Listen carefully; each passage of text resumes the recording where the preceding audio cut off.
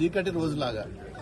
ఎందుకంటే మరి తెలంగాణ తెచ్చిన నాయకుడు మరి ఈరోజు తెలంగాణ రాకపోతే మరి ఈ సీఎం ఉండేది కాదు, రేవంత్ రెడ్డి ముఖ్యమంత్రి అయ్యేది కాదు. మరి అటువంటి నాయకుడిని పట్టుకొని దౌర్జన్యంగా మరి క్యాంప్ ఆఫీసులో ఎవరూ లేని సమయంలో లోపలికి దూరి మరి ఆ గుండాయిజం చేయడం అనేది కరెక్ట్ కాదు. నిజంగా మీరు సీఎంను గౌరవిస్తే మాకు అభ్యంతరం లేదు. మీరు ఒక జీవో తెచ్చి ఒక సర్క్యులర్ తెచ్చి కలెక్టరు ఆర్డీఓనో వచ్చి ఒక్క ఫోటో కాకపోతే 10 ఫోటోలు కడితే మేము అభ్యంతరం చెప్పడం కాదు. ఇది ప్రజాస్వామ్యంలో ఏది ఉంటుందో అదే నడవాలి తప్ప ఈ గుండాగిరి ఇవన్నీ చేస్తుంటే మరి మా వాళ్ళు ఒప్పుకోరు. ప్రజలు కూడా పూర్తిగా అసహించుకుంటున్నారు. మీరు నిజంగా అభివృద్ధి చేయాలంటే మరి గజ్వేలిని గతంలో ముఖ్యమంత్రి చేసిన అభివృద్ధిలో కనీసం మరి మీ ప్రభుత్వం వచ్చిందని గొప్పలు చెప్పుకుంటారు కదా.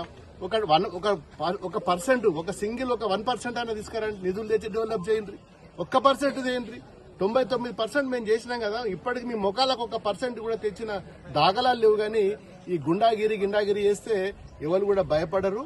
మరి గుండనక్క వేషాలు మరి ఎక్కువ రోజులు నడవయి ప్రజలు పూర్తిగా గమనిస్తున్నారు. ఖచ్చితంగా మరి మేము కూడా తిరగబడితే మరి మీరు ఎక్కడో ఉండరు. కనీసం దరిదాపులో కూడా ఉండకుండా మరి ఆ దాఖలాలు లేకుండా చేసే పార్టీ మా బీఆర్ఎస్ పార్టీ. మాకు రెస్పెక్ట్, మేము గౌరవము. మా కేసీఆర్ గారు అంటే మాకు ఒక డిసిప్లిన్ నేర్పి ఈరోజు ఉద్యమంలో కానీ 14 సంవత్సరాలు ఒక రక్త బొట్టు కూడా పడకుండా తెలంగాణ తెచ్చిన గొప్ప నాయకుడు. మరి ఆయన మీదనే మీరు ఈ విధంగా చేస్తే మరి ప్రజలు గమనిస్తున్నారు. ఖచ్చితంగా బుద్ధి చెప్తాం, తస్మాత్ జాగ్రత్త అని హెచ్చరిస్తున్నాం.